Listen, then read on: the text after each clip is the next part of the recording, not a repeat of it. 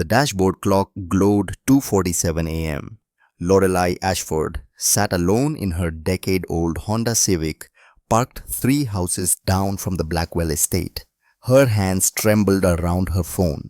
The leather steering wheel pressed cold against her forehead as she listened to the recording for the 7th time that night. A woman's voice, sharp as broken glass, cut through the speaker. "I can't stand you three. You're always crying, always needing something." Then came the sound that made Lorelei's chest tighten. 3 infants wailing in terror. 9 months old, too young to understand cruelty, old enough to feel it. She pressed pause, pressed play again, each time hoping she'd heard it wrong, each time knowing she hadn't. The voice belonged to Clarissa Beaumont. Beautiful, elegant, engaged to one of Los Angeles' wealthiest men, future stepmother to 3 motherless boys, monster in designer heels. Lorelei's thumb hovered over the delete button. One tap and the evidence would vanish. One tap and she could pretend tonight never happened. One tap and she could walk away from the most dangerous decision of her life. But she saw them. Behind her closed eyelids, she saw 3 pairs of brown eyes. Emmett reaching for her with chubby fingers. Jasper's tears on her shoulder. Silas watching her with trust she didn't deserve. She saw another child too. A girl with dark curls and a gap-toothed smile. 8 years old forever. Sophie.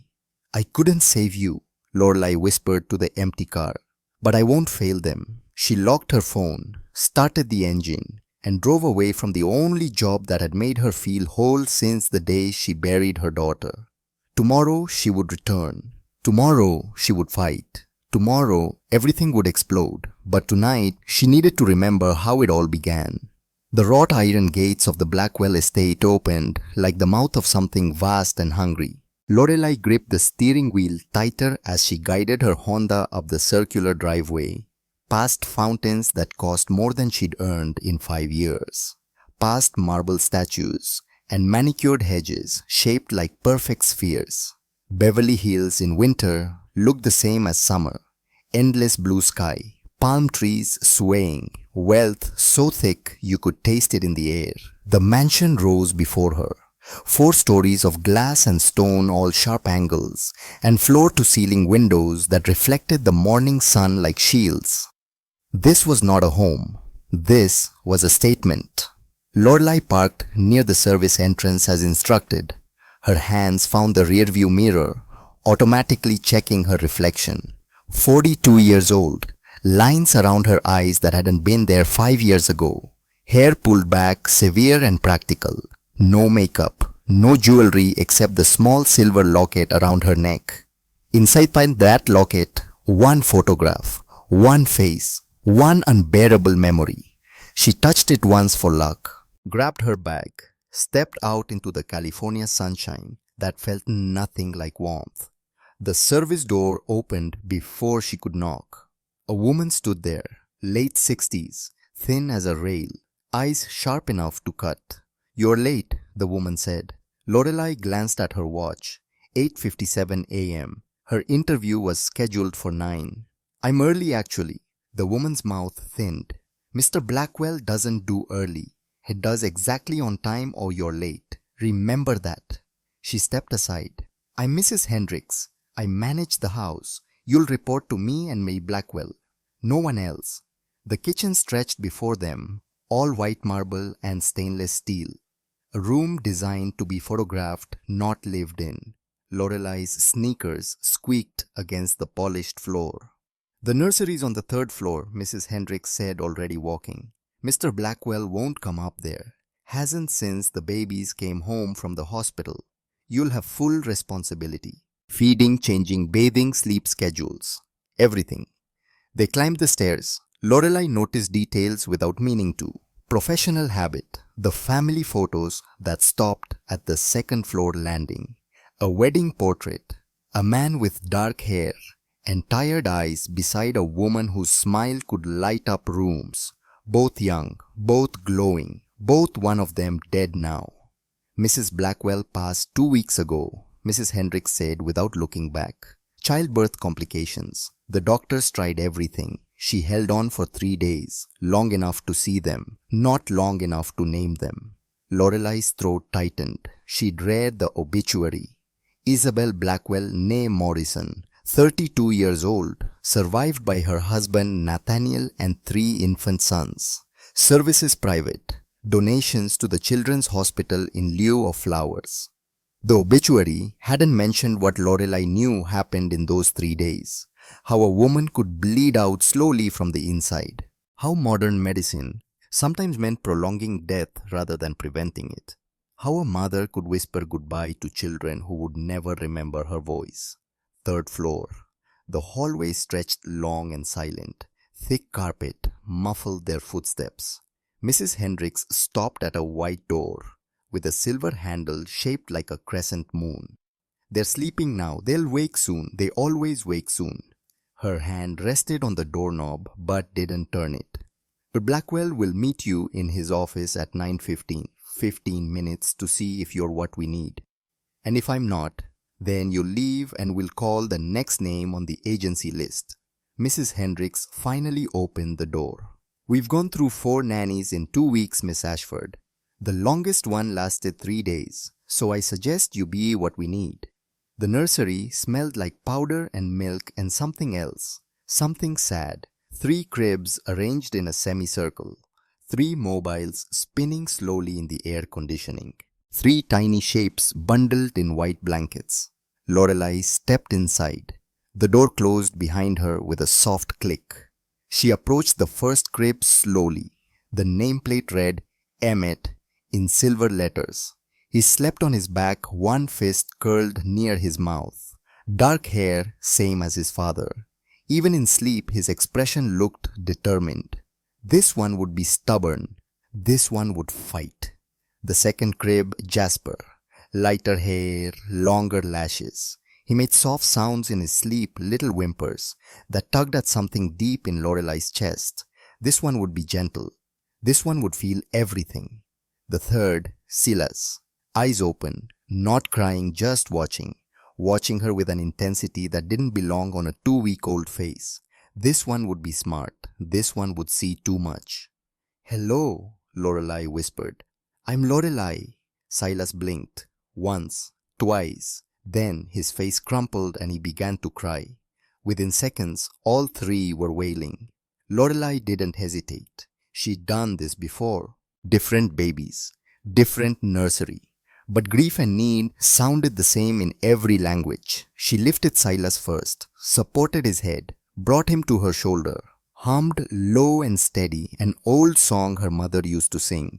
No words, just melody, just rhythm, just the promise that someone was here, someone would stay. Silas quieted, his small body relaxed against her. 1 down, 2 to go. She managed to scoop up Jasper with her other arm, settling both babies in the crook of her elbows. Emmett continued screaming, red-faced and furious. Lorelai sat in the rocking chair, adjusting her grip, and began to rock. Slowly, steadily, the way the earth turns, the way tides move, inevitable and gentle and certain. I've got you, she murmured. You're safe. I've got you. Jasper's crying faded to hiccups. Emmett fought it longer, stubborn just as she thought. But eventually, exhaustion won. His sobs softened. His eyes drooped. 3 babies breathed in sync against her chest. Lorelai closed her eyes, let herself feel it. This weight, this trust, this terrible, beautiful responsibility. She'd failed once, looked away for 1 second. 1 second.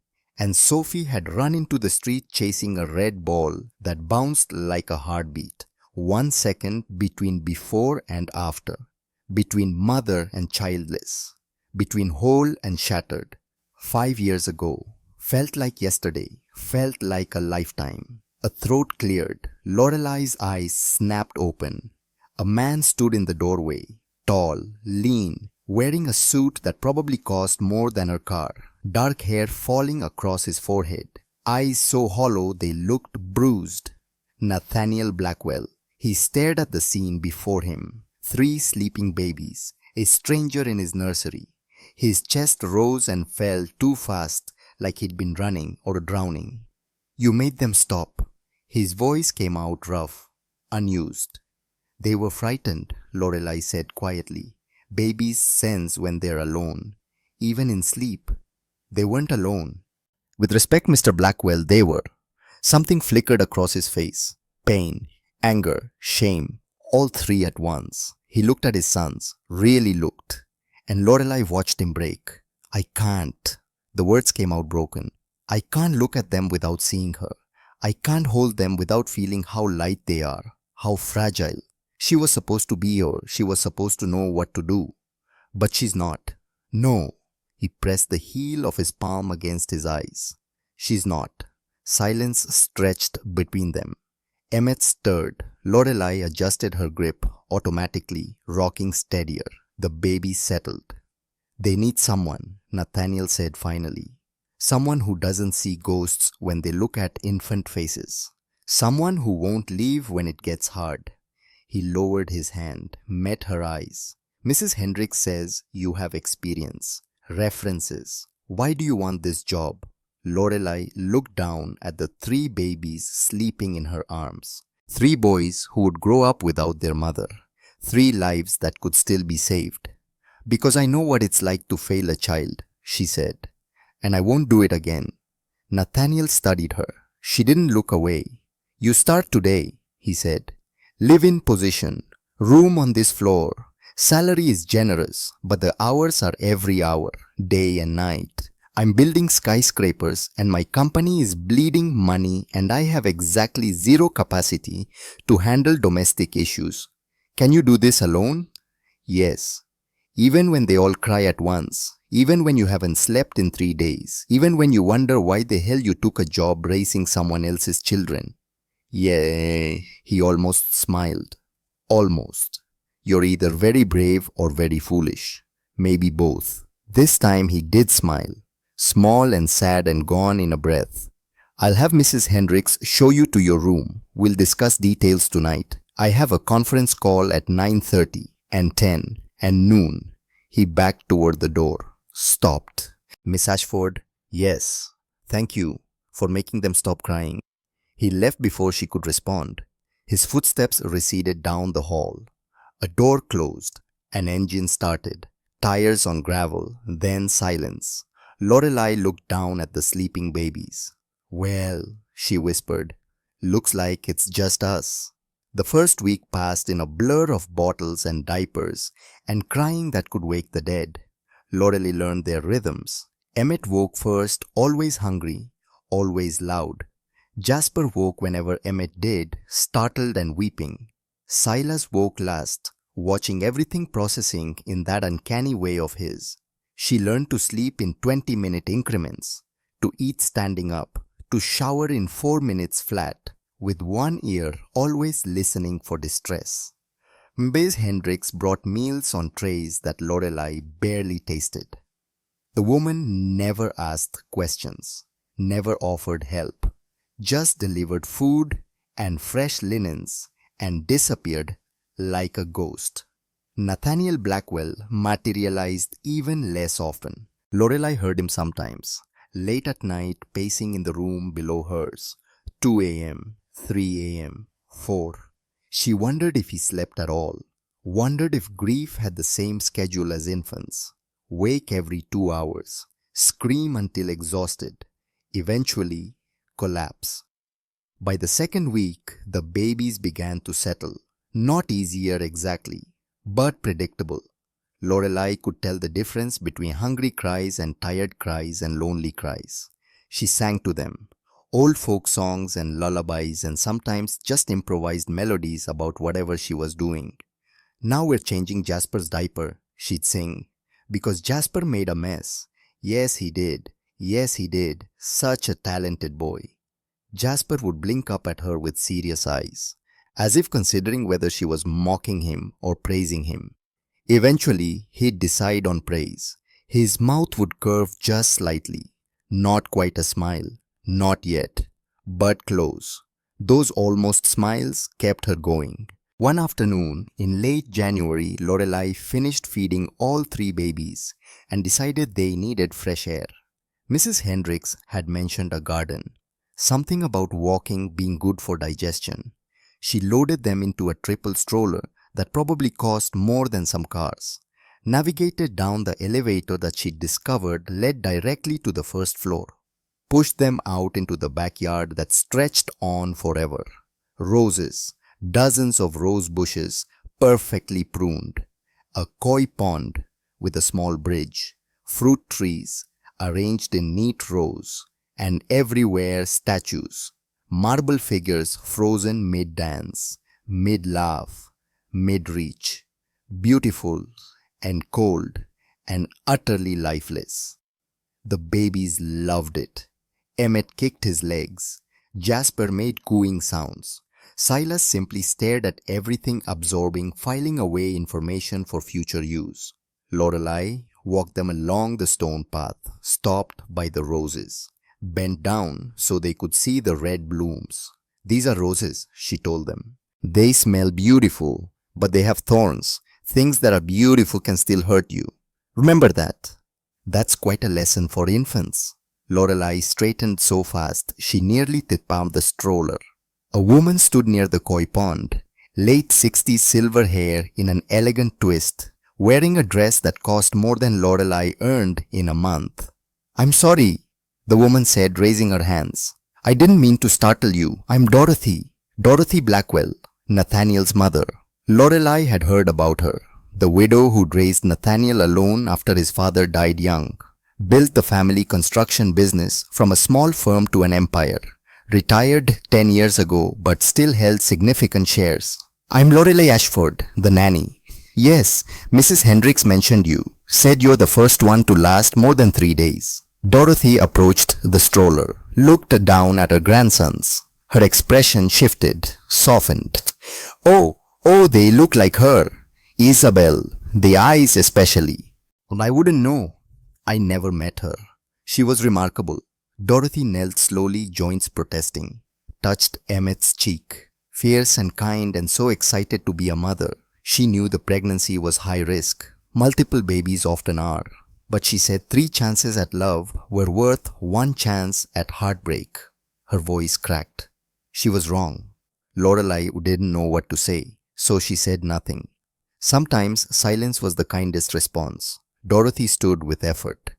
"My son is breaking, slowly. I watch him disappear into work, into grief, into this enormous house that echoes with everything he's lost. And these boys."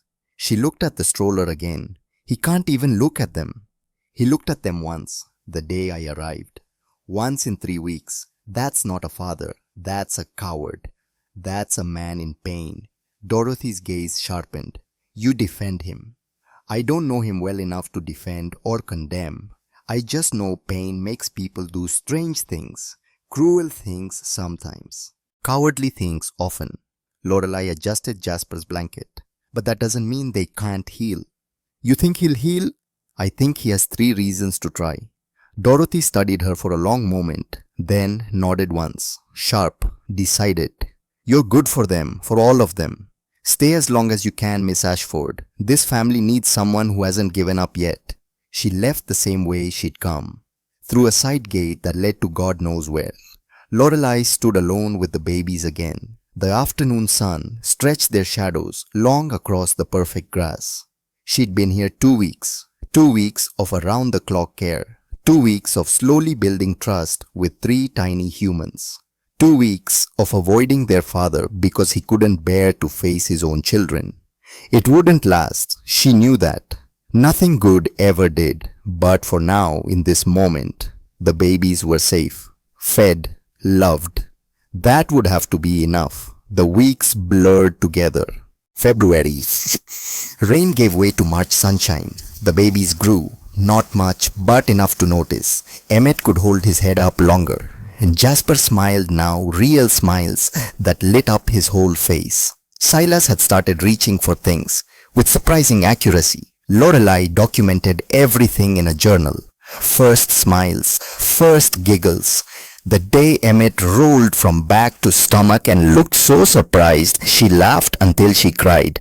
She wrote it all down. Someday, she told herself, Nathaniel would want to know. Someday, he'd ask what he missed. But that day never came. He left early, returned late. Sometimes she heard him on the stairs, stopping outside the nursery door, standing there in the dark, never entering, just breathing on the other side of the wall, then walking away. Coward, his mother had called him. Lorelai thought broken was more accurate. She'd been broken once too, still was in ways that mattered, so she didn't judge, just kept the babies alive and healthy and loved. Kept showing up, kept trying. That was all anyone could do. On a Tuesday in mid-March, Lorelai was doing laundry in the nursery when she found the box. It had been pushed to the back of the closet, hidden behind spare blankets and boxes of diapers. A simple wooden box, unadorned, except for carved initials on the lid. IMB Isabel Morrison Blackwell. Lorelai knew she shouldn't open it. This was private, sacred, a dead woman's belongings. But her hands moved anyway. Inside, a hospital bracelet, a dried rose, ultrasound photos of 3 blurry shapes, and at the bottom a leather journal. Lorelai lifted it out. The leather was soft, well worn. Someone had held this often, written in it regularly, loved it. She opened to the first page. Week 12. Found out today we're having triplets.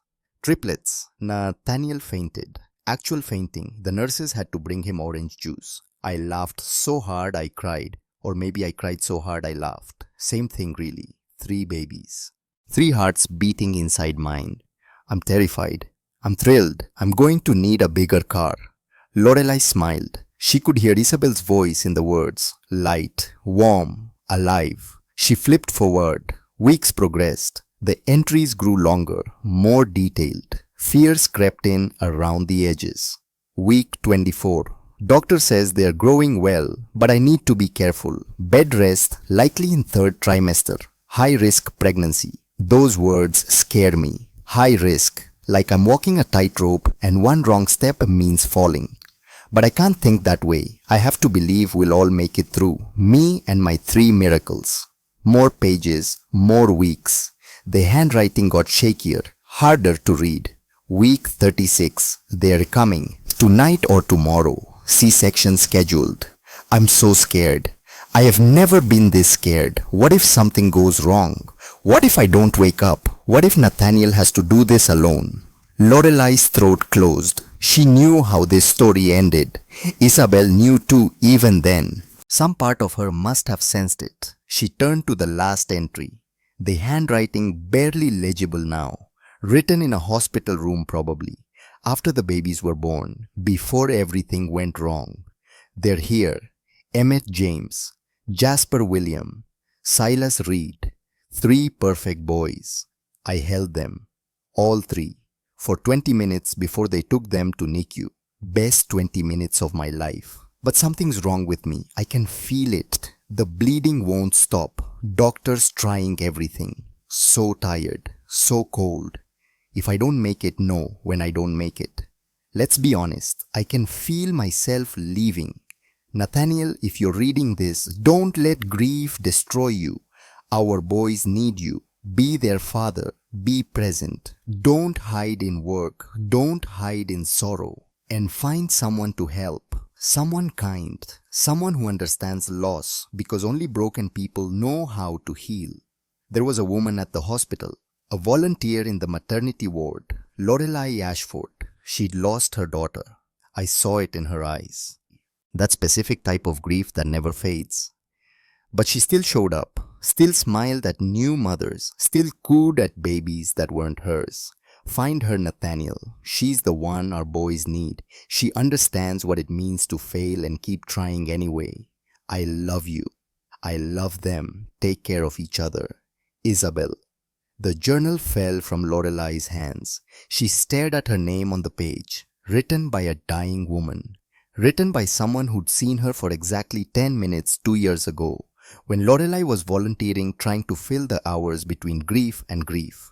Isabel had remembered her, had chosen her, had known somehow that their paths would cross again.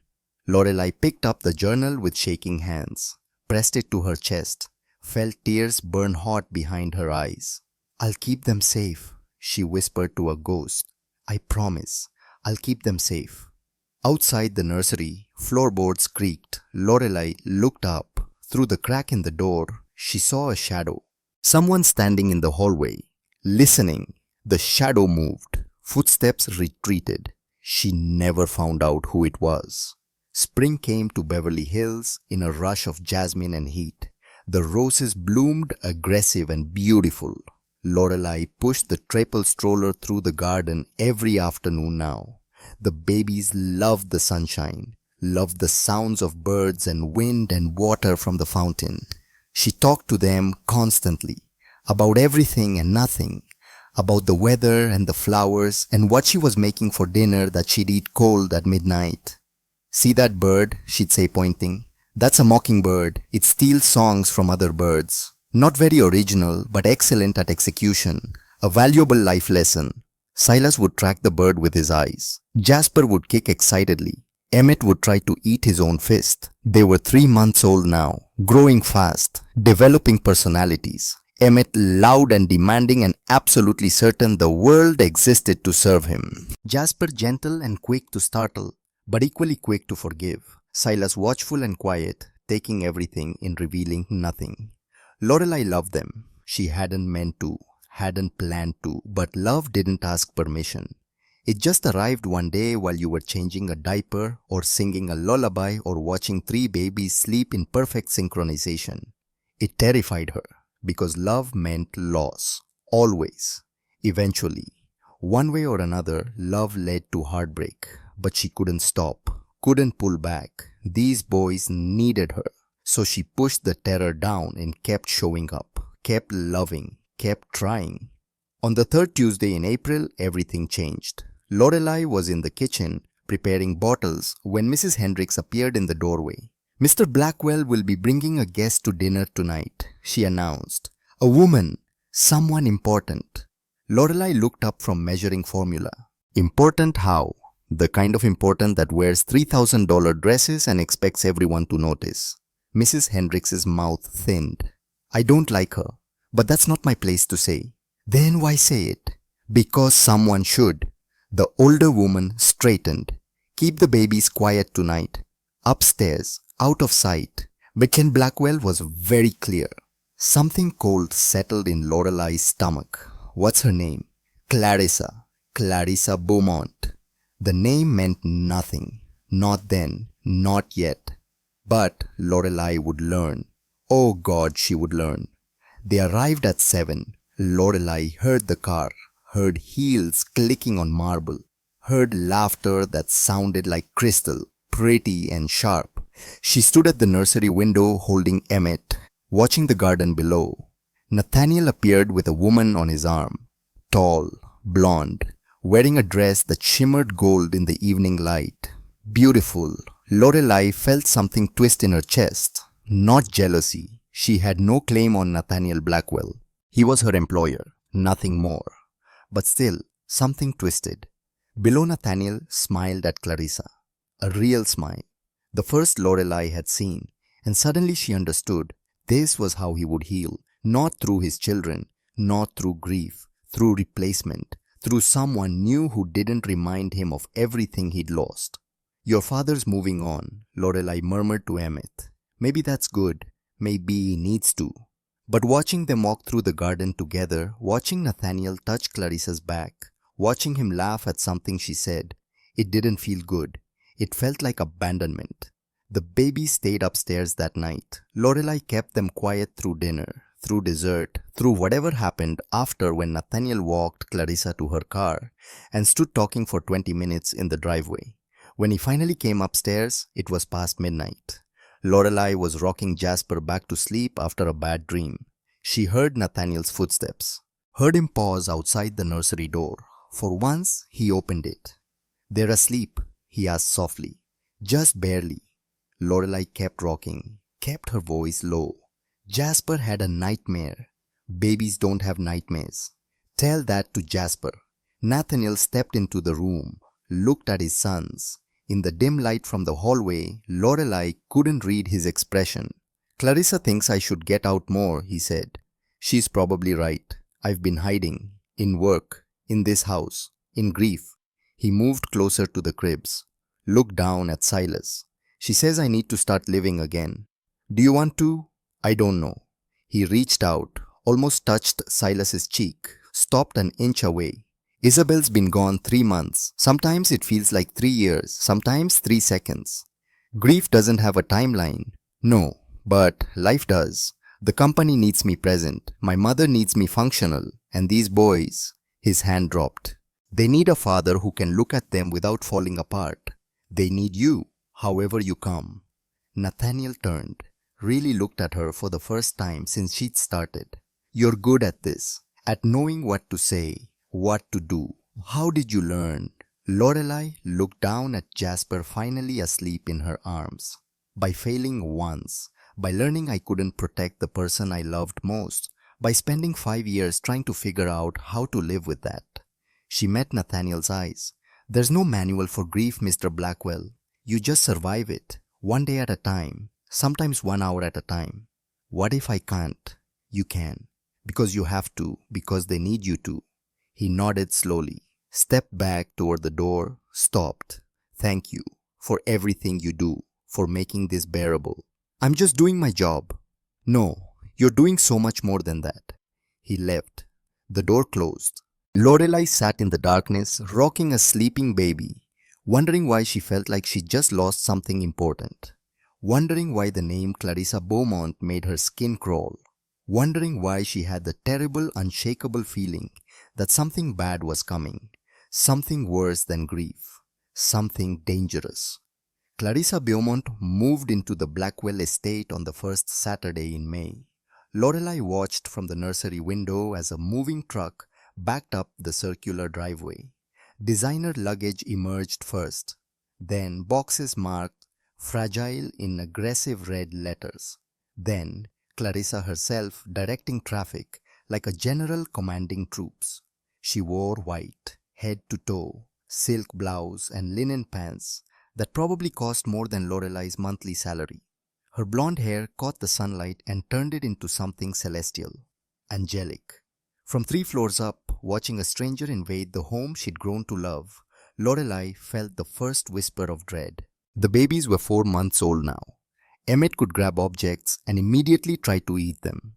Jasper had found his laugh a sound like hiccuping joy that made everyone smile. Silas had started responding to his name, turning his head when Lorelei called. They were becoming people, real, distinct, irreplaceable people. And now Clarissa was here. Should we go say hello? Lorelei asked them, adjusting Emmett's onesie. Be polite to the woman who's sleeping in your mother's bedroom. The words came out sharper than intended. She swallowed them back. This wasn't her business. Nathaniel was a grown man who'd lost his wife. If he wanted to move on, that was his right, his choice, his life. But something felt wrong.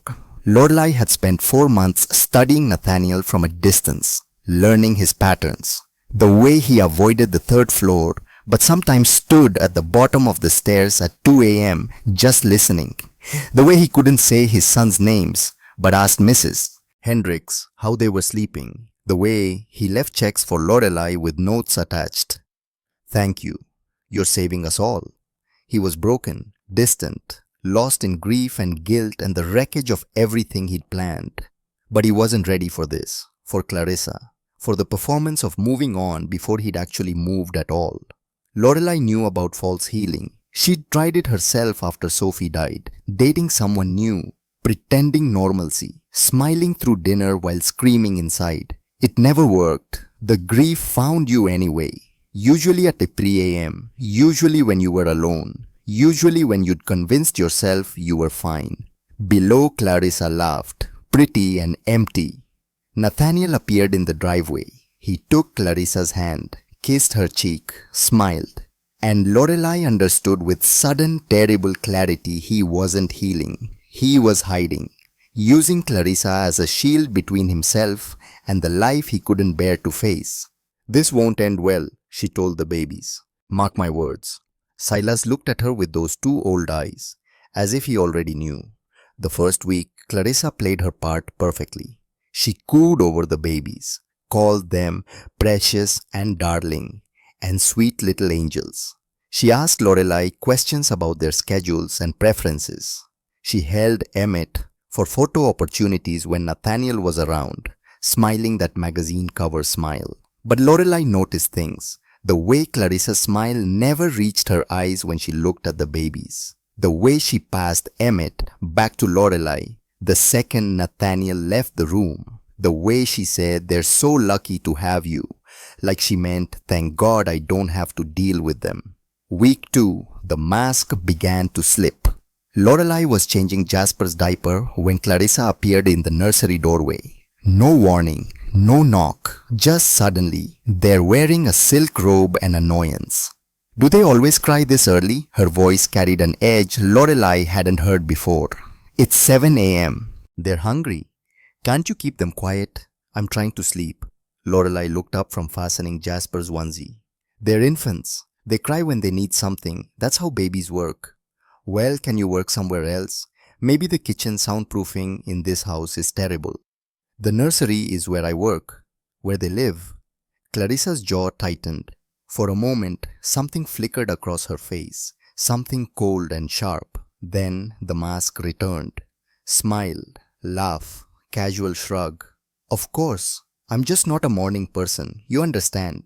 She left, but the cold thing lingered. Lorelai picked up Jasper, held him close. "We need to be careful," she whispered against his soft hair. "Something's not right." By week 3, Clarissa had stopped pretending when Nathaniel wasn't home. Lorelai would find her in the living room, scrolling her phone, ignoring the babies crying upstairs. Or by the pool, tanning in a bikini that cost more than most people's rent earbuds in volume, loud enough that she couldn't possibly hear anything. Once Lorelai came downstairs to find all 3 babies screaming, red-faced, desperate. She'd been in the bathroom for 5 minutes. 5 minutes. Clarissa stood in the kitchen, making herself a smoothie. The blender roared. The babies cried. She did nothing. "Excuse me," Lorelai said loudly. Too loudly. "Did you not hear them?" Clarissa turned off the blender. "Hear what?" "The babies. They're crying." "Oh." She poured her smoothie into a crystal glass. "I thought that was your job." "I was in the bathroom. And I'm not the nanny." Clarissa smiled, sweet as poison. "That's why Nathaniel pays you, isn't it? So I don't have to handle the messy parts." Lorelai's hands curled into fists. "Those messy parts are his children." "Exactly. His, not mine." She took a sip. "I'm here for Nathaniel. The babies are your department. Let's keep our roles clear, shall we?" She walked away, left Lorelai standing in the kitchen with fury burning in her throat. That night, after the babies were asleep, Lorelai knocked on Nathaniel's office door. "Come in." He sat behind his desk, surrounded by blueprints and financial reports. The desk lamp cast harsh shadows across his face. He looked older than 35, looked like a man being eaten alive by something he couldn't name. "Mr. Blackwell, I need to talk to you about the boys." He didn't look up. "Are they sick, injured?" "No. It's about Miss Beaumont." Now he looked up. "What about her?" Lorelai had practiced this, had planned exactly what to say, but standing here facing his exhaustion, his barely held together composure, the words felt cruel. "She's not good with them when you're not home. She ignores them, leaves them crying." "Clarissa's not their mother, Lorelai. She's not supposed to handle them. That's why you're here."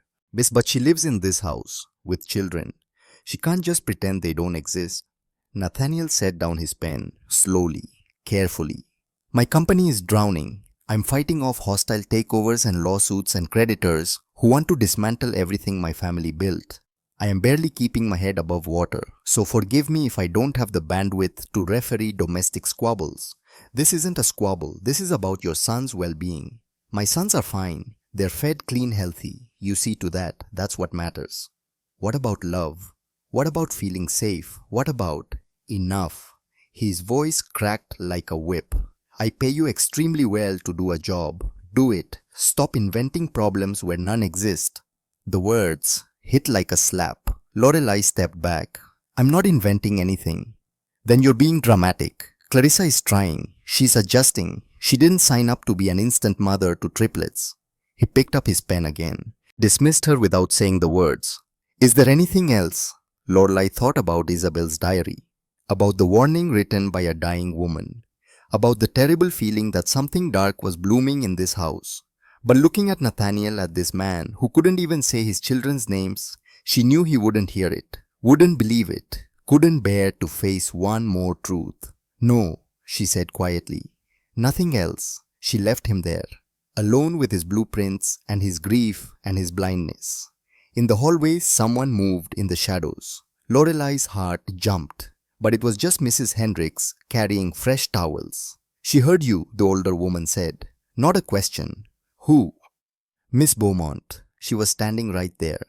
Mrs. Hendricks nodded toward the stairs, heard every word, then went to her room. She leaned closer. Be careful, Miss Ashford. That woman doesn't forget slights. I'm not afraid of her. Then you're a fool. Mrs. Hendricks walked away, her footsteps silent on the thick carpet. We're all fools here. The engagement had happened so fast it gave Lorelai whiplash. Early June, Nathaniel took Clarissa to dinner at some exclusive restaurant with a 2-month waiting list. They came home at midnight. Clarissa's hands sparkled with a diamond the size of a marble. Engaged. 4 months after moving in. 7 months after Isabel died. Lorelai heard the news from Mrs. Hendricks, who heard it from Nathaniel's assistant, who heard it from Nathaniel himself via email. Efficient, clean, emotionally sterile. The babies were 5 months old. They would have a stepmother before they turned 1.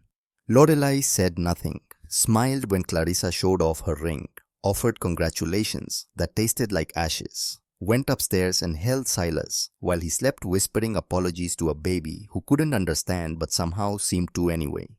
I tried, she told him. I tried to warn him. He won't listen.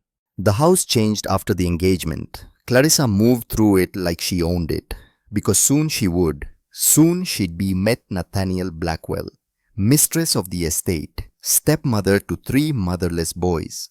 She started making decisions, small ones at first, moving furniture, redecorating the living room, hiring new staff. 2 housekeepers quit or were fired. Lorelai wasn't sure which. Mrs. Hendricks stayed grim-faced and silent.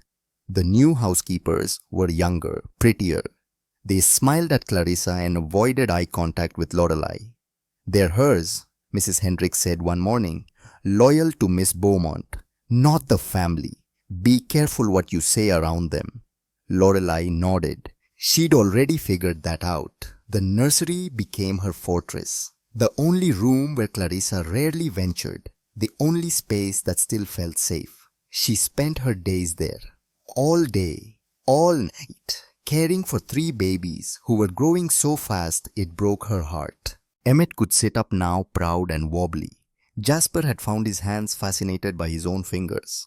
Silas tracked everything with those observant eyes, learning, processing, remembering. They knew her voice, her smell, her touch. When Lorelai entered the room, all 3 would turn toward her. Emmett with demanding arms up, Jasper with his gentle smile, Silas with that look that said, I know you, I trust you, don't leave. She wouldn't, she couldn't, even when Clarissa made it clear she wasn't welcome. One afternoon in late June, Lorelai was preparing bottles when Clarissa entered the kitchen. The 2 new housekeepers flanked her like attendants. Lorelai, not Miss Ashford, the formality had dropped. We need to discuss some changes. What changes? The nursery schedule. It's too rigid. The baby's crying wakes me up at night. Babies wake up at night. That's normal. Well, it's disturbing. I'm thinking we should move them to the 4th floor, away from the main bedrooms. Lorelai set down the bottle. The 4th floor is storage and guest rooms. No one's up there. If something happens, you'll have a baby monitor. You'll hear them. They're 5 months old. They need to be close to feel secure. They'll feel fine. Babies are adaptable. Clarissa smiled.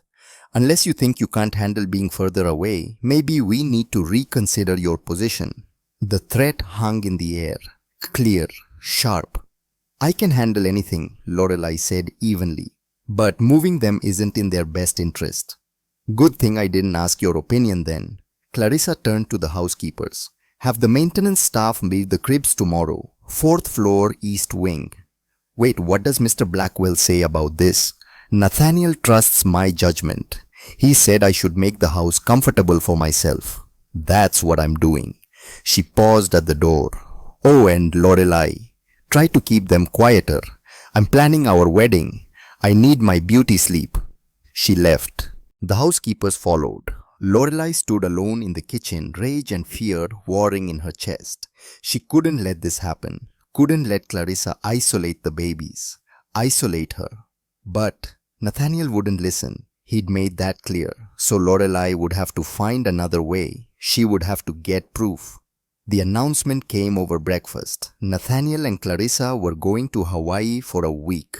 Some resort, some island, some desperate attempt to recapture romance before a wedding neither of them seemed excited about.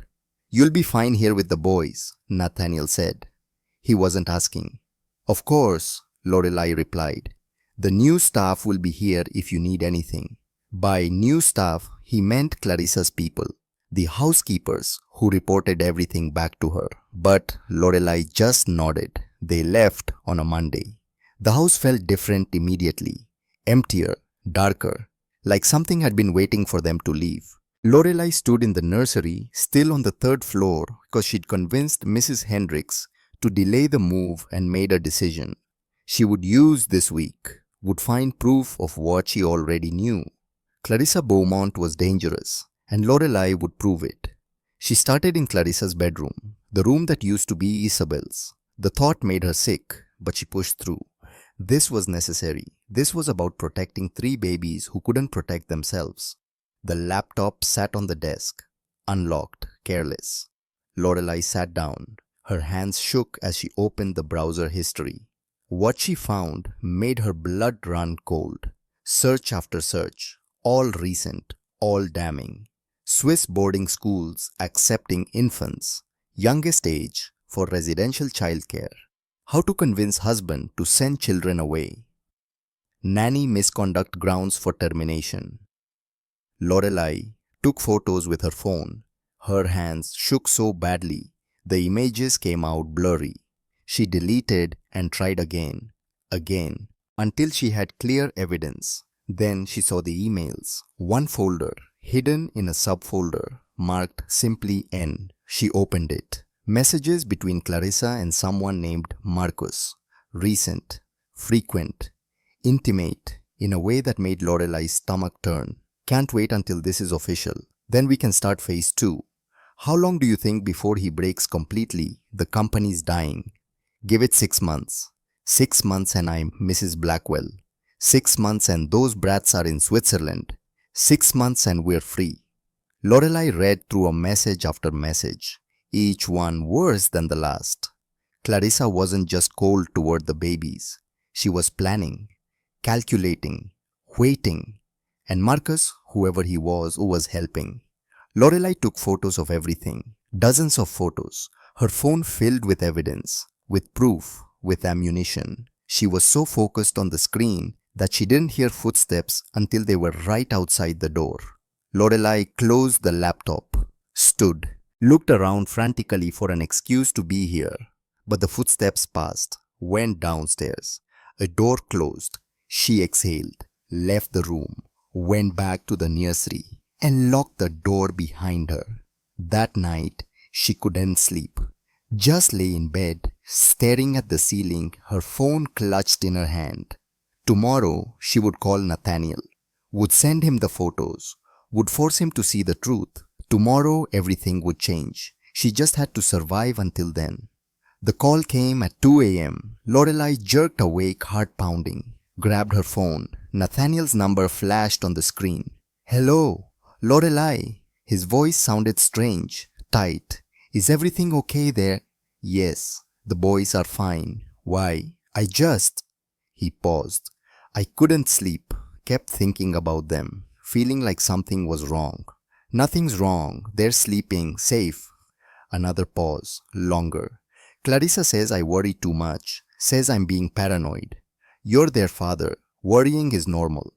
Is it? He laughed, but there was no humor in it. I don't know what normal is anymore.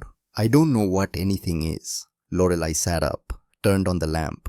Mr. Blackwell, do they look like her Isabel? Do my sons look like their mother? The question landed like a punch. Yes, the eyes especially.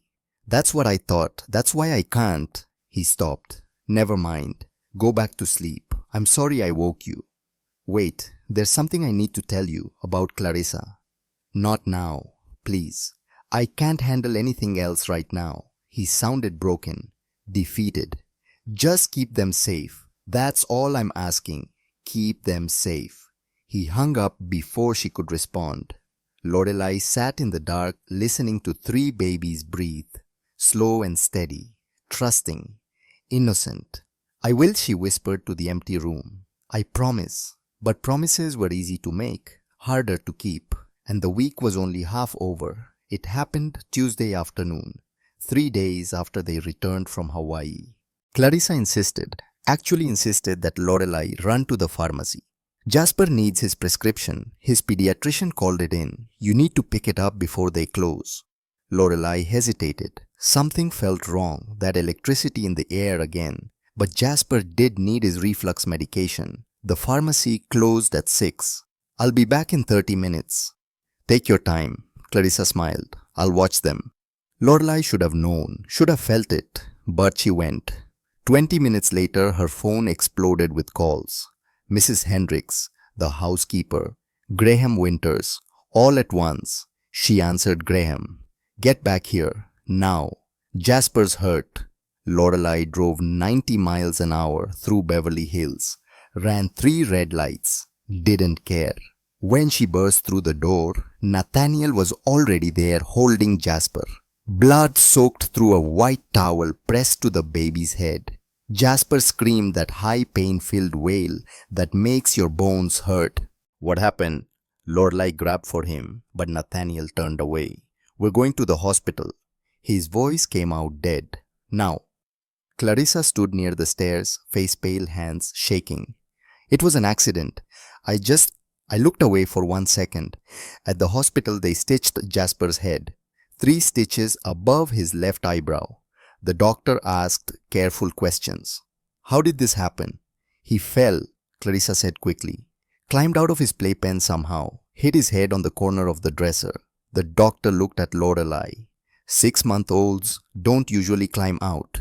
He's advanced, Clarissa said. But Nathaniel was staring at Jasper's arm. At the bruising there, small, finger-shaped, recent. How did he get these bruises? Clarissa's eyes widened. I don't know, maybe when he fell. These are grip marks. The doctor's voice went cold. Someone held him, hard.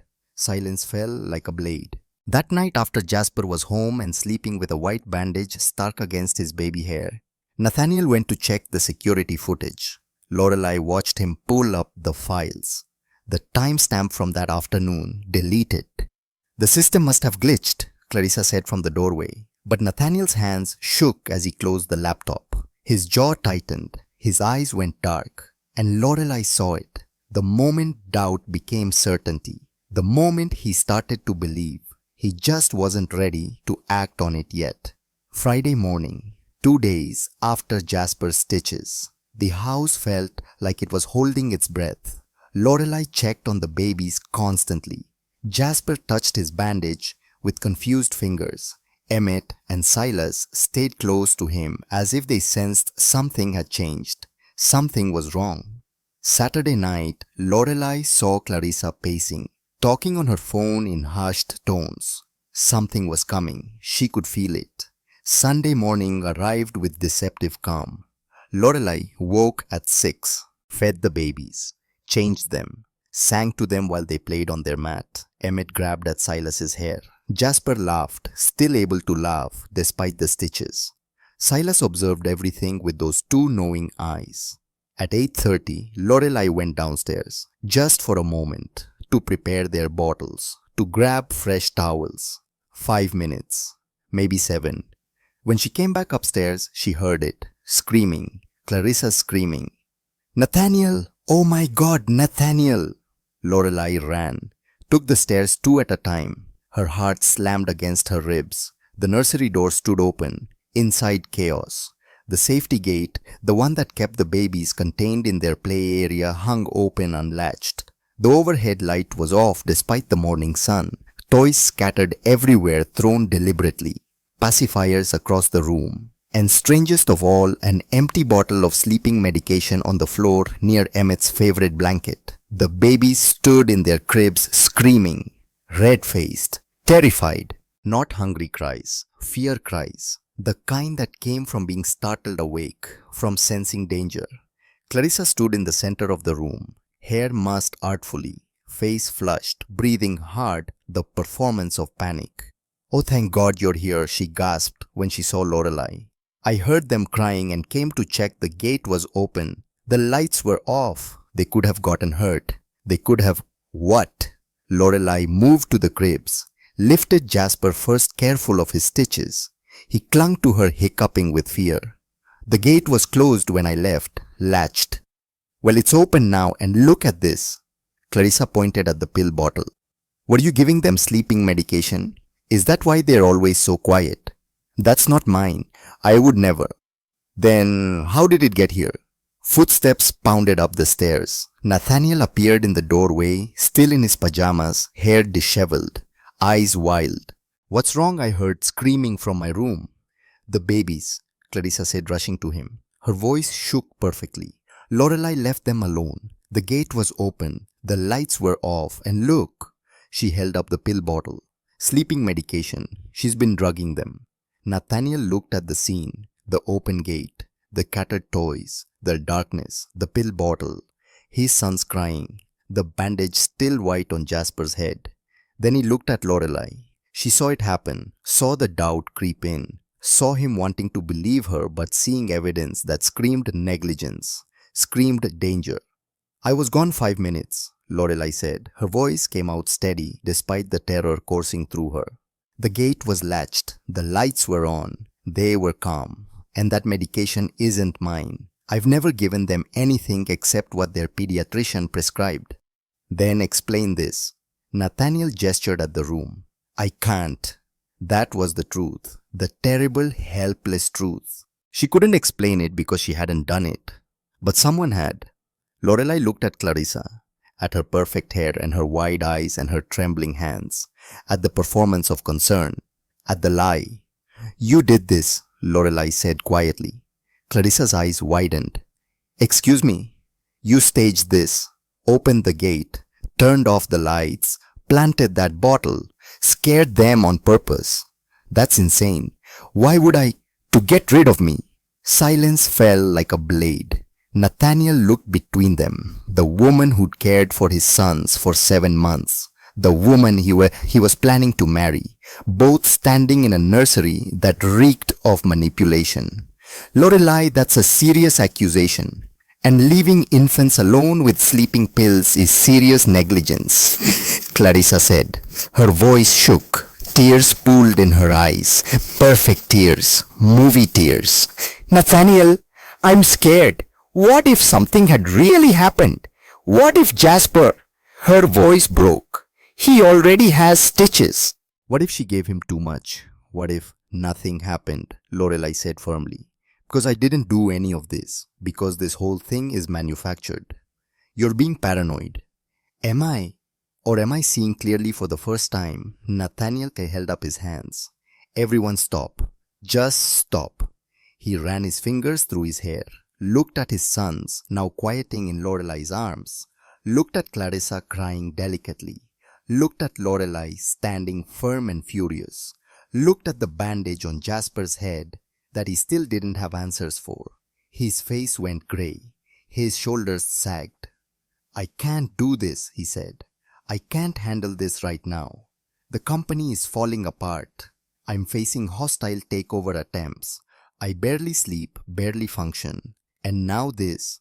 "Your sons need you to function," Lorelei said. "My sons have you." He said it like an accusation, like her competence was somehow the problem. "You've been here 7 months. You handle everything. Maybe too much. Maybe you're overwhelmed. Maybe..." "I'm not overwhelmed. I'm being sabotaged." "That's enough." His voice cracked like thunder. Lorelai, you're an excellent nanny, but if there's one more incident, one more question about their safety, I'll have to let you go. I can't risk it. Do you understand? The words hit like bullets. One more incident, one more setup, one more of Clarissa's games, and Lorelai would lose everything. Lose them. I understand, she said quietly. Good. Nathaniel looked at Clarissa. And you need to be more careful, more present. These are going to be your stepsons. Clarissa nodded, tears still streaming. I will. I promise. I got so scared when I heard them. I know. He touched her shoulder, then left, walking away from the truth because facing it was too hard, too complicated, too much. Clarissa waited until his footsteps faded. Then she turned to Lorelai. The tears vanished like they'd never existed. Her smile was "I." "One more week," she whispered. "That's all I need. One more week and you're gone." She left. Lorelai sank into the rocking chair holding 3 babies, understanding with perfect clarity that she was running out of time. Clarissa was escalating, getting bolder, and Nathaniel was too broken to see it. She needed help. Real help. She needed someone Nathaniel would actually listen to. That night, after the babies were asleep, after she checked the locks 3 times and positioned herself where she could see all 3 cribs at once, Lorelai pulled out the business card Matembis Hendricks had given her. Graham Winters, CFO, Nathaniel's oldest friend. She called. "Winters speaking." "Mr. Winters, my name is Lorelai Ashford. I'm the nanny for Nathaniel Blackwell's children. I need help." She told him everything. About Clarissa's coldness, the laptop searches, the emails with Marcus, the staged incidents, Jasper's injury, and the deleted footage. Her voice broke twice, but she kept going. When she finished, silence stretched long enough that she thought he'd hung up. Then, "My wife worked with Clarissa Beaumont 3 years ago. Different company, different man, same pattern." Lorelai's heart stopped. "What do you mean?" "Clarissa targets wealthy widowers, men drowning in grief. She moves fast, gets engaged. Then things get complicated. The man's family mysteriously starts having problems. Children get sick. Accidents happen. And Clarissa always comes out clean. The last man lost custody of his daughter in the chaos. Within a year, he'd lost everything. She walked away with a settlement." "But you have proof." "I have suspicions and whispers. But Miss Ashford, you have something better. You have evidence." His voice sharpened. "I want to see those photos. Every single one. Can you send them to me?" "Yes." "Do it now. I'll review them tonight. And if they show what I think they show, we're going to force Nathaniel to see the truth." "How?" "By making Clarissa confess on record." He paused. "But it's going to be dangerous. She's smart, calculating. If she realizes we're onto her." "I don't care about danger, I care about those babies." "Good, because tomorrow is Sunday. Nathaniel mentioned he's got an early morning golf meeting. He'll be gone from 7 to noon.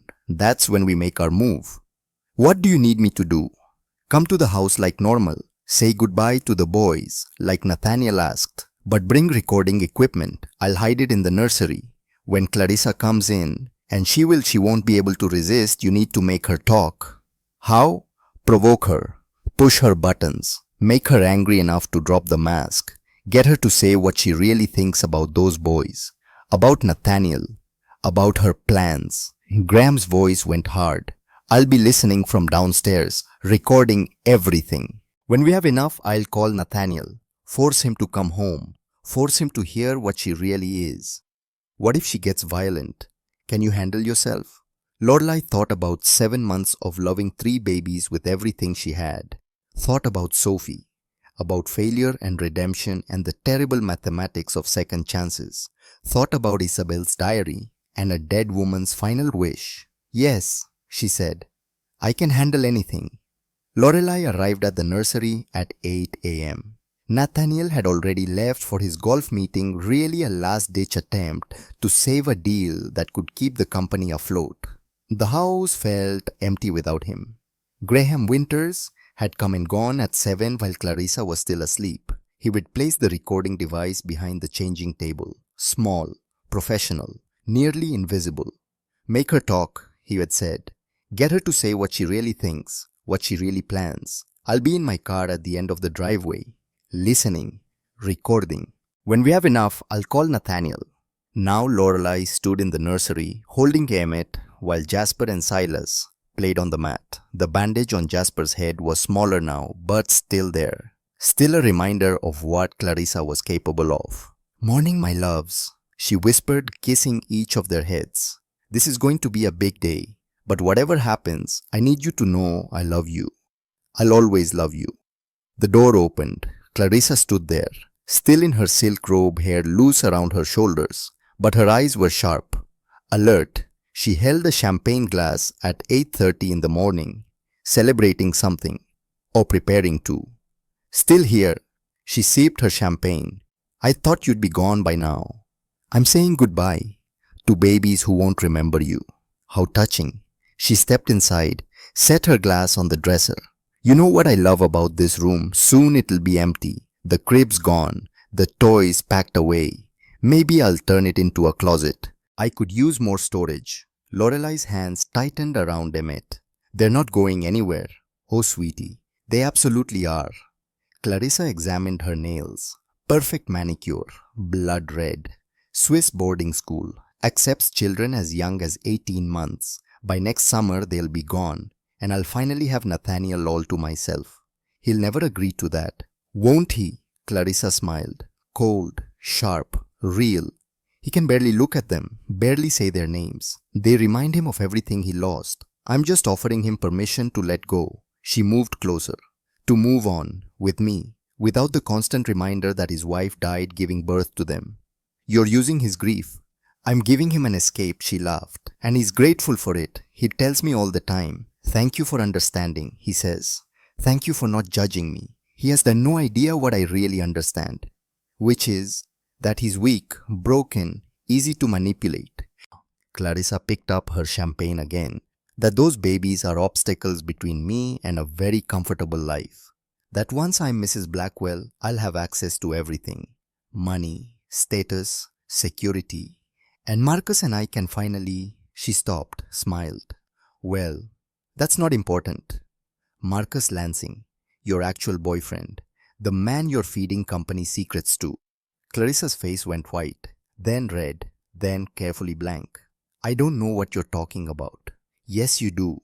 I saw the emails, the plans, the corporate espionage. You're not just after Nathaniel's money. You're actively destroying his company so Marcus can buy it for pennies on the dollar. You're insane." "I have proof." Lorelei pulled out her phone, showed the screenshots. Every email, every search, every lie, all documented. Clarissa stared at the phone, at the evidence, at her own words reflected back at her. Something flickered across her face. Calculation, fury, fear. Then she lunged, fast, violent, grabbed the phone and threw it across the room. It hit the wall, shattered. "You bitch," Clarissa hissed. "You actually think anyone will believe you?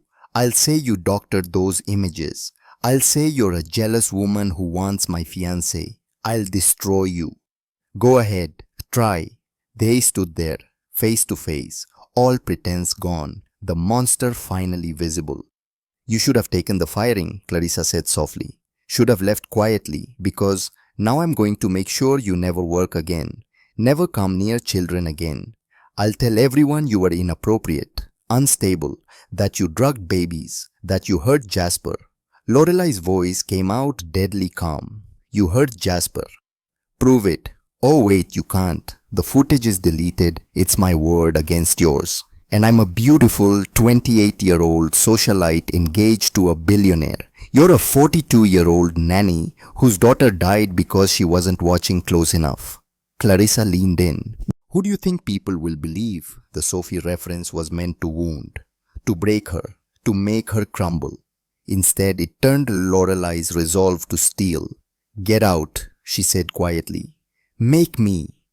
Get out of this nursery. Now." Clarissa smiled, turned toward the cribs. "Maybe I should check on them. Make sure you haven't done anything negligent. Make sure they're safe with you." She reached for Silas. Lorelai moved without thinking, grabbed Clarissa's wrist hard. Don't touch them. Let go of me. No. They struggled, brief, violent. Clarissa yanked free faster than Lorelei expected, stumbled backward. Her hand caught the dresser. The champagne glass fell, shattered on the floor. Then Clarissa lunged, not at Lorelei, at the door. She slammed it shut, turned the old-fashioned deadbolt that Nathaniel had installed after Jasper's fall. The lock that was supposed to keep dangers out, now it locked them in. What are you doing? Lorelai's heart slammed against her ribs. Getting what I want. Clarissa backed toward the cribs. The babies had started crying, confused, frightened by the shouting and the breaking glass. One way or another. Clarissa, don't. Shut up! The scream was primal, real, all masks gone. You've ruined everything. Everything. I was so close to having it all. She picked up Silas, not gently, grabbed him roughly by the arms, the same arms that would bruise later the same way Jasper's had. The baby shrieked in pain and terror. Put him down! No. Clarissa held Silas against her chest. Wrong, all wrong. Her grip too tight, his head unsupported. She backed toward the window. Nathaniel's on his way. Graham called him. I know the game. And when he gets here, you're going to tell him the truth. What truth? That you're the crazy one. That you attacked me. That you tried to hurt the babies and I saved them. She smiled. Cold, vicious, final. Or I drop him. The room tilted. You wouldn't. Want to test that theory? Clarissa moved closer to the open window. The window on the third floor, 30 feet above stone pavement. Lorelai's mind raced. The door was locked from inside. The key was in Clarissa's robe pocket. She could see it. The windows didn't open far enough to climb through. Her phone was shattered. She was trapped with a psychopath holding a baby near a deadly drop. Okay, Lorelai said slowly. Hands up, calm, every instinct screaming. Okay, let's talk about this. No talking, just confessing. Say you lied. Say I never did anything wrong. Say you're the dangerous one. I can't do that. Then I guess we'll see how much you care about these babies. Clarissa's grip on Silas tightened. The baby screamed louder, his face going red, his little body rigid with fear. 1, 2. Stop! Lorelai lunged forward. Clarissa stepped back toward the window.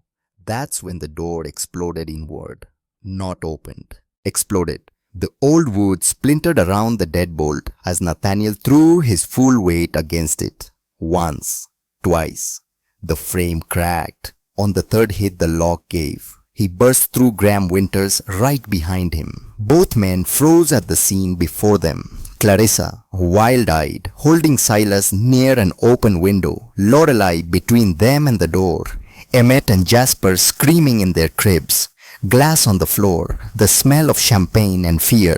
Don't come closer, Clarissa warned. Her voice came out high, manic. Don't you dare! Clarissa, Nathaniel's voice came out strangled. Give me my son. Your son, your son. She laughed, high, unhinged. He's not yours. None of them are yours. They're Isabel's. Dead weight, dead future. They killed her and you can't even admit it. That's not. Yes, it is. Spittle flew from her mouth. She died giving birth to them. They took her from you and you're too much of a coward to say it out loud. To admit you wish they died instead of her.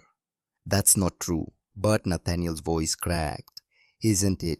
Then why can't you look at them? Why can't you say their names? Why did you replace her with me so fast? Clarissa's eyes glittered with tears. Real tears finally. Tears of rage. I did everything right. I played the perfect girlfriend, the perfect fiancée. I smiled and cooed and pretended to care about these screaming, needy, pathetic. Lorelai moved. Fast. Using Clarissa's distraction. Using 7 months of muscle memory from lifting babies. She dove forward, grabbed Silas, pulled him from Clarissa's arms with all her strength. The baby came free. Lorelei stumbled backward, held him close, safe. His screams deafening but beautiful. Because he was alive, he was safe, he was. Clarissa spun, rage and shock warring on her face. "You bitch!" Graham caught her, grabbed her arms from behind, held her firm despite her thrashing, despite her screaming, despite her nails raking his hands. "I called the police," he said calmly. Over her thrashing, over the baby's crying, over Lorelei's gasping breaths. "They're on their way. Corporate espionage, attempted harm to minors, assault, fraud. You're done, Miss Beaumont." Sirens wailed in the distance, getting closer, getting real. Clarissa stopped fighting, just stared at Lorelei, holding Silas, at Nathaniel, lifting Emmett and Jasper from their cribs with shaking hands, at the family she tried to destroy. "You'll fail them," she whispered. "All of you. You'll fail, and they'll suffer, and it'll be your fault. Just like Sophie, just like Isabel, just like everyone you've ever—" "That's enough." Lorelei's voice cut like a blade.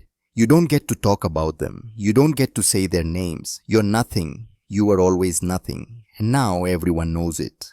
The police arrived. 2 officers, a detective. They took statements. Graham provided documentation, the recordings, the emails, the evidence Lorelei had collected. Everything. One officer looked at Clarissa with disgust. "Clarissa Beaumont, you're under arrest for conspiracy to commit corporate espionage, attempted harm to minors, assault, fraud, and child endangerment." They read her rights, cuffed her. She didn't fight, just walked between them like a queen being led to execution. Head high, back straight. Dignity as her last defense. At the door she stopped, looked back one last time. "This isn't over," she said. "Yes," Nathaniel said quietly. "It is." She left. They led her down the stairs, through the mansion she tried to make hers, past Mrs. Hendricks, who watched with grim satisfaction, out the front door into waiting police cars. Gone. Finally, terribly gone. The house fell silent after the police left. Graham stayed making phone calls, arranging lawyers, explaining to the detective everything they'd uncovered about Marcus Lansing and the corporate espionage. "He was arrested an hour ago," Graham said, hanging up. "FBI. They'd been building a case against him for months. Clarissa's emails were the final piece they needed. He's looking at 8 to 12 years federal prison." "And Clarissa?" Lorelei asked. She sat in the nursery rocker, all 3 babies in her lap. She couldn't put them down, couldn't stop touching them, making sure they were real, safe, hers. 8 to 12 as well if the DA goes for maximum sentences, with priors, and there are priors we're discovering, maybe more. She's done. Graham looked at Nathaniel, who sat on the floor, head in his hands. "She's never coming back." Nathaniel didn't respond, just sat there breathing, existing, processing. Mrs. Hendricks appeared with tea no one would drink, set it down, stood in the doorway, wringing her hands. "I'm sorry," she said. "I should have done more. Should have pushed harder. Should have." "You did enough," Lorelei said. "You saw. You validated. That mattered." The older woman nodded, left. The house settled around them. Graham cleared his throat. "I should go. Let you process. But Nathaniel—" "He'll wait until his friend looked up. You need to take a leave of absence. Real leave. Not vacation. Not working from home. Actually absent from the company.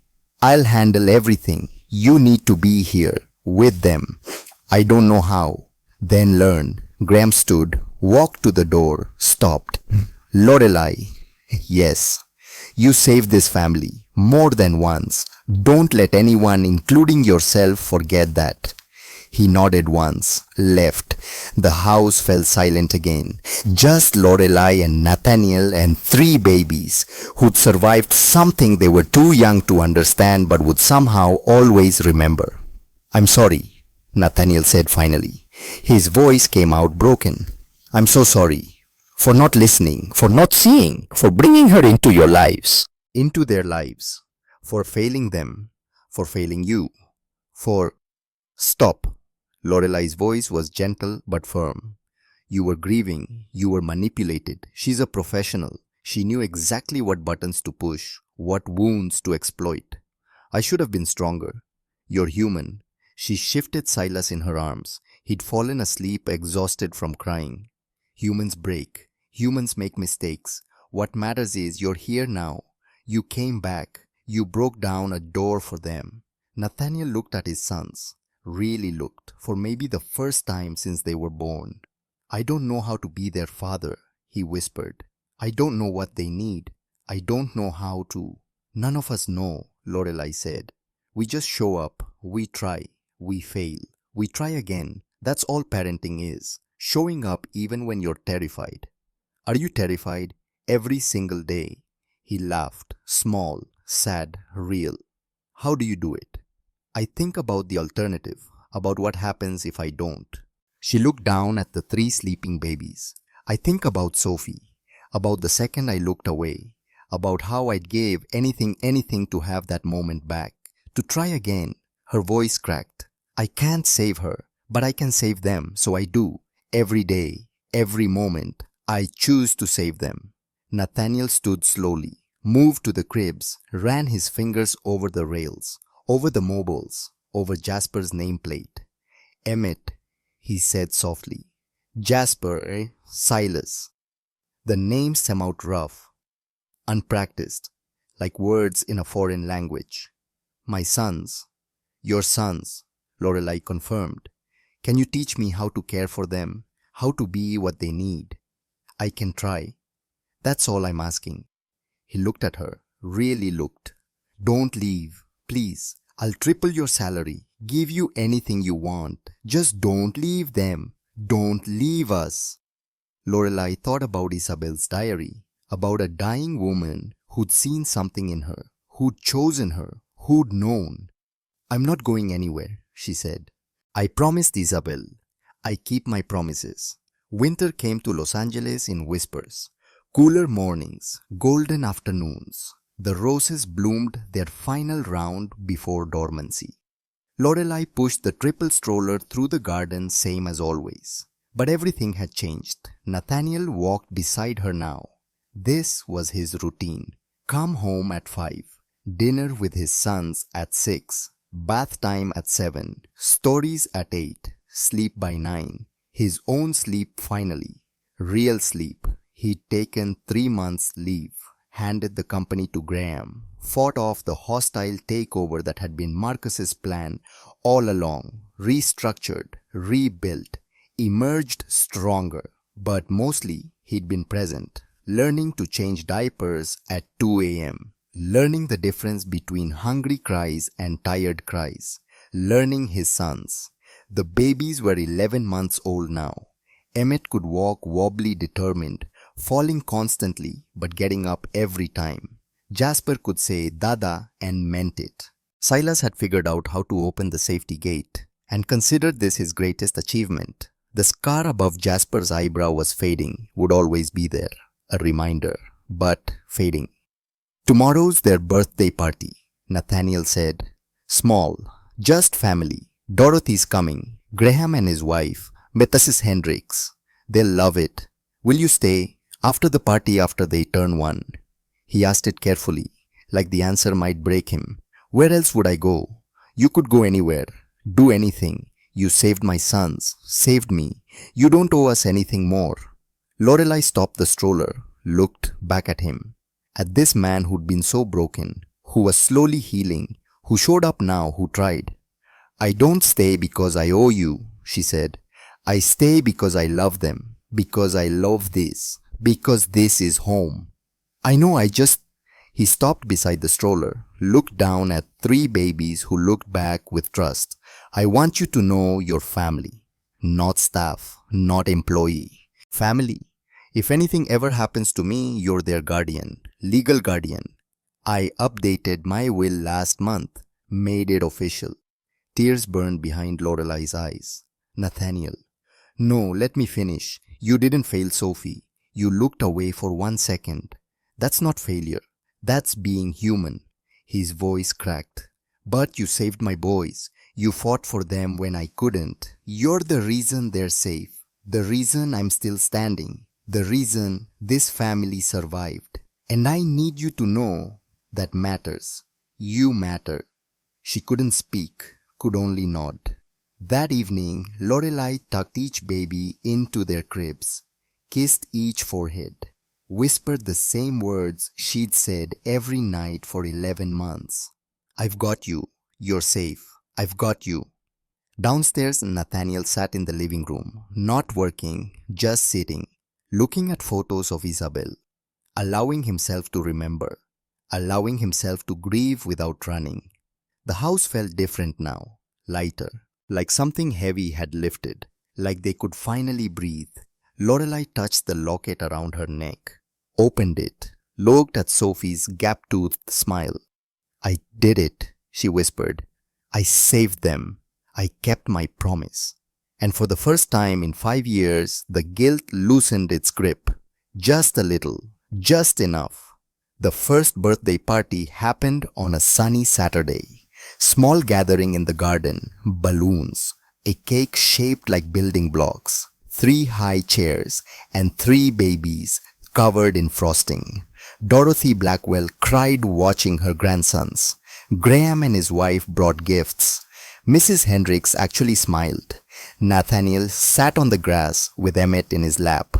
The baby grabbed his father's face with sticky hands. Nathaniel laughed. Real laughter. The sound carried across the garden like music. Lorelai stood back, watching, documenting this moment, this family, this miracle. Later, after everyone left and the babies were asleep, Nathaniel found Lorelai by the fountain. She sat watching koi swim in endless circles. Can I join you? It's your garden. He sat. They watched the fish together. The sun set slow and gold. I visit Isabel's grave every Sunday, he said.